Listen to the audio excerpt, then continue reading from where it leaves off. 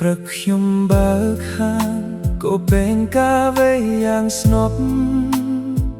ក្លិនកាវេឆ្ងាញ់ពេញដៃតែចិត្តខ្ញុំគិតតែអូន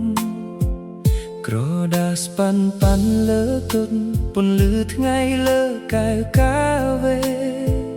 បើអូនញញឹមមកវិញថ្ងៃនេះក៏កក់ក្ដៅណាស់ខ្ញុំចាំសំឡេងអូនហៅពេលចូលមកព្រឹកនេះបេះដូងហាក់ដូចដើរលឿនមិនមាត់ខ្ញុំនិយាយសួស្ដីអូនជាកាហ្វេរបស់ខ្ញុំអូនជាកាហ្វេរបស់ខ្ញុំខ្ទៅទៅក្នុងដួងចិត្តខ្ញុំស្រឡាញ់អូនណាអូនមកខ្ញុំកាន់ឲ្យដាក់ស្នាមញញឹមលើថ្ងៃខ្ញុំនៅទីនេះដើម្បីអូន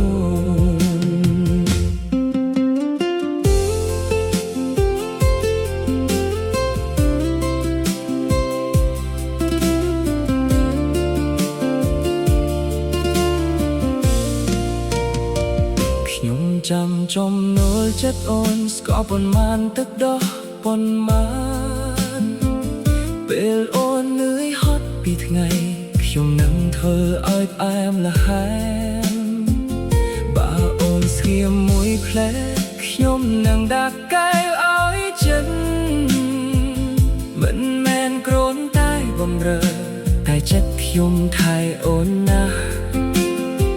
ខ្ញុំមើលអូនពីក្រោយទុកឃើញទុកលាក់ក្នុងភ្នែកចង់ផ្ទាល់សុភាពមួយពេងឲ្យអូនសម្រាប់បេះដូងអូនជាកាហ្វេរបស់ខ្ញុំអូនជាកាហ្វេរបស់ខ្ញុំខ្ទៅទៅក្នុងដួងចិត្តខ្ញុំស្រឡាញ់អូនណាអូនមកខ្ញុំកាន់ឲ្យដាក់ស្នាមញញឹមលើថ្ងៃខ្ញុំនៅទីនេះដើម្បីអូនបើថ្ងៃណាអូនលំបាកមកកាន់កន្លែងតូចនេះ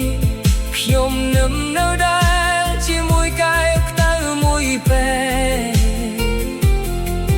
មិនសុំអ្វីតបស្នងក្រៅពីអូ